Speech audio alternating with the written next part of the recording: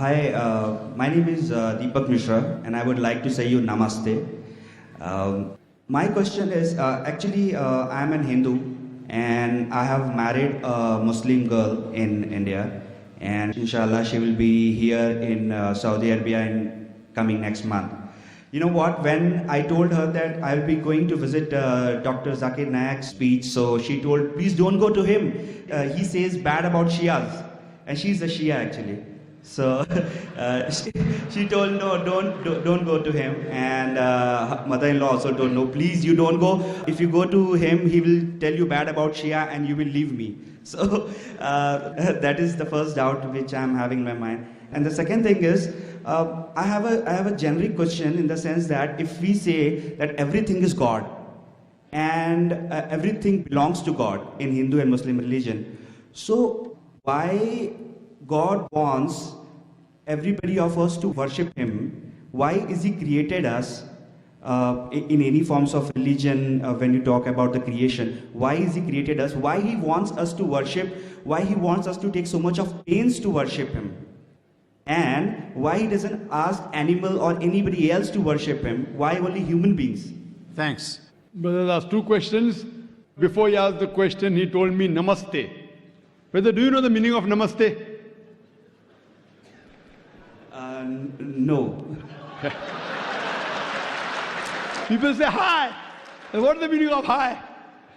See, when I say assalamu alaikum wa rahmatullahi wa barakatuh, the meaning is may peace, blessings and mercy of Allah be on you. You told me namaste. I have to reply. Correct? And if I don't reply, you'll tell me what kind of a person is he. Correct? I'm asking you what is the meaning of namaste. Now see, for me, namaste is like I am saying hi to you, I am saying assalamu alaikum to him. But yeah, For you, please forgive me. If I abuse you and I tell my abuse means you're a good person, will you believe in that? if I See, know the word. If I tell ullu, you know ullu. Ullu in Urdu, Hindi means owl. In English, owl means a wise person. But ullu in Hindi means what? Ullu means? Bewakoof. Yeah, bewakoof. So the English people will think I'm praising you, calling you a wise person. But you know I'm calling you a fool. Now I know the meaning of namaste. That's the reason I didn't reply yet. You don't know the meaning. You have told me namaste. I know the meaning, therefore I didn't reply. The meaning of namaste is, it comes from the Sanskrit word idam namame, meaning I bow down to you. Do you want to bow down to me? Absolutely. You can bow down to the person who is having so much of knowledge. That's right. According to you, you can bow down to a person of knowledge, but according to the Quran and according to Islam and most of the religions, you bow down to no one but Almighty God. You know, there are many Hindus, after I give a talk, they come and touch my feet. You know what they say? हमने पहले बार भगवान का अवतार खुद देखा आंख से. It's the first time in my life I have met God Himself personally. Hindu telling me. So I tell you, see, brother, I know you respect me, you love me, appreciate that. But bowing to anyone besides God is shirk. And even in Hinduism, you should bow down to no one but Almighty God. So I'm correcting him. He's doing out of respect, out of love. But love and respect should not go overboard. If it goes overboard, it's called as shirk, associating partner with God. There are many Hindus who come after me and they praise me so much. They put me next to God, which I said, I am not God. You can only bow down to Almighty God. What I speak and the knowledge is a gift from God. This is a gift from God. So when you see me, you should say, MashaAllah. MashaAllah means as Allah willed. Means whatever I'm saying is because of the will of Almighty God. Otherwise, I was a stammerer. So that's the reason Namaste is against Islam. And against actually even the Hindu scriptures. Though some of the scholars say that idam namame can mean that I appreciate you, but the right meaning is I bow down to you. In Islam, assalamu alaikum, may peace be on you. You can say that anytime, anywhere. In English we say good morning. It may be raining cats and dogs, they have to say good morning. The person may have had a fight with his wife, someone says good morning, he has to wish back good morning. He is cursing in his heart that such a morning should never come. Yet he has to reply by good morning, good evening, good night. So best in Islam is Assalamu alaikum, may peace be on. And I wish you, because the Quran says in Surah Nisa, chapter 4, verse 86, that if anyone greets you courteously, wish back more courteously. That if anyone greets you courteously, wish back more courteously, or at least the same. So I am wishing you back Assalamu alaikum wa rahmatullahi wa barakatuh. May Allah's peace and mercy be on you, brother. Now coming back to your question. The first question you asked, that your fiancée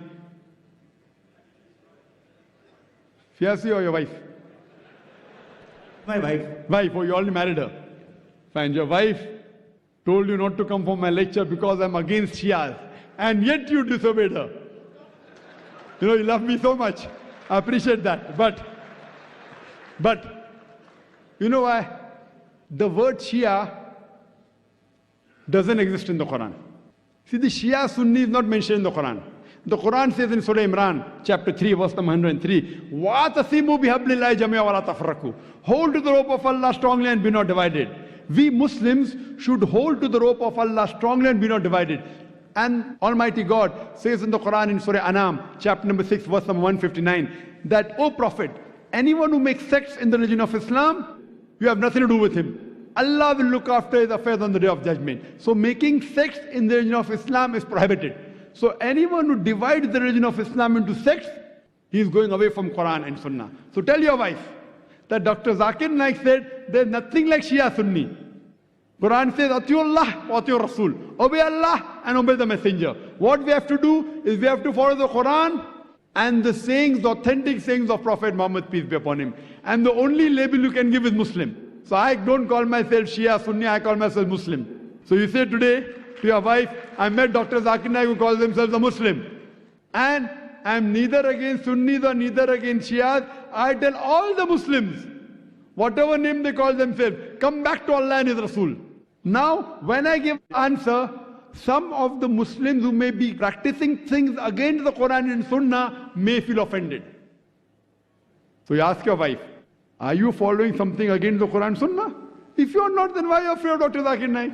If you are, yes, you have to change and come back to Quran and Sunnah. Don't follow what Zakir says. Zakir is zero in Islam. Atiullah, Atiur Rasul. Obey Allah and obey the Messenger. So tell your wife, if she is following anything against the Quran and Sahih Hadith, then she has to rectify herself. She should call herself a Muslim because the word Shia is nowhere mentioned in the Quran. But I do appreciate that you love your wife, but you love me also, mashallah. Therefore I have come for my talk. Now coming to your second question, that why has God created us? And why does God want us to worship Him? Why doesn't He ask the animals to worship Him? Now regarding your question, why does God want us to worship? I've already given the answer earlier. I think you came late, I don't know. That we worship God, we praise Him. People ask me, why do you say Allahu Akbar? Why you have to pray to God? I said, see, in Islam, whether we pray to God or not, it makes no difference to Allah subhanahu wa ta'ala. When I say Allahu Akbar, Allah is the greatest, He's already the greatest. By me saying Allahu Akbar, He won't become greater. Why do we say? You know why do we say? Because when I praise anyone, whenever I call anyone great, it's a human tendency, I try and follow His commandments. So the reason we praise Allah is not so that He becomes greater. When we praise Allah, the moment we praise Him, whatever commandments He gives in the Quran, we follow it. So first we have to identify who is our Almighty God. And then what He says we have to follow. That is the reason Muslim means a person who submits his will to Almighty God. Quran mentions in Surah Dariyat, chapter 51, verse 56, that we have created the jinn and the men not but to worship me. Almighty God has created us to worship Him. And the reason He wants us to worship Him, because He has given us the criteria. This is the instruction manual for the human being, the good and bad for the human being. Now when we worship Him, when we praise Him, but naturally we have to follow His commandments. And when we follow the commandments of Almighty God, it is beneficial for us. Like for example, when you go to a doctor and the doctor gives you prescription, do you follow his prescription or not? Yes. Yes. Why? Because you're sick. He's a doctor. Similarly, Almighty God has prescribed us in the Quran and the Sahih Hadith what is good and bad for the human beings. When we praise Him, when we worship Him, but naturally we follow his commandments. If you don't believe the person is a doctor, and if he gives you a prescription, will you follow it? No. So when you appreciate the doctor, you will follow his prescription. That's the reason we praise Almighty God and we worship him, so that we can be good practicing human beings. You ask the question, why don't the animals worship him? Our beloved Prophet Muhammad Sallallahu Alaihi Wasallam, he said that in Islam, all the other creations, except for the human beings and the jinn, they have a free will. All the other creation, they don't have a free will. The angels don't have a free will. The animals don't have a free will. All of them, they worship Almighty God. The animals, the trees, the mountains, all of them, they worship Almighty God. They are called as Muslims in Arabic. The jinn and the human beings, Almighty God has given us a free will. We can either follow him or disobey him. Now, Almighty God created us because it's mentioned in the Quran that the best creation of Almighty God is the human being. Besides our form and our body and the intelligence, he has given us a free will. We can either obey him or disobey him. Now, after he's given us a free will, he wants to analyze whether do we obey him or not. All the other creatures like animals, trees, they have no free will. So it's nothing great that they worship Almighty God. It's good, alhamdulillah. But after a free will has been given to the human beings, as the Quran says in Surah Mulk, chapter number 16, verse number 2, Allazi khalaqal mauta wal hayata. It's Allah who has given you death and life to test which of you is good in deeds. So this life is a test for us for the hereafter. So after the free will has been given to us, you can either worship him or not worship him. If you worship him, then you're following the commandment of God. You can have alcohol, you cannot have alcohol. If you don't have alcohol, then you're following his commandment. So in this way, Almighty God has given you the do's and don'ts, very few. The remaining thing, everything is optional on you. So these few do's and don'ts, if you take care of it, you are following the commandments, you're worshipping him, and you will pass this test. This life is a test for the hereafter. Hope that answers the question, brother. Thank you.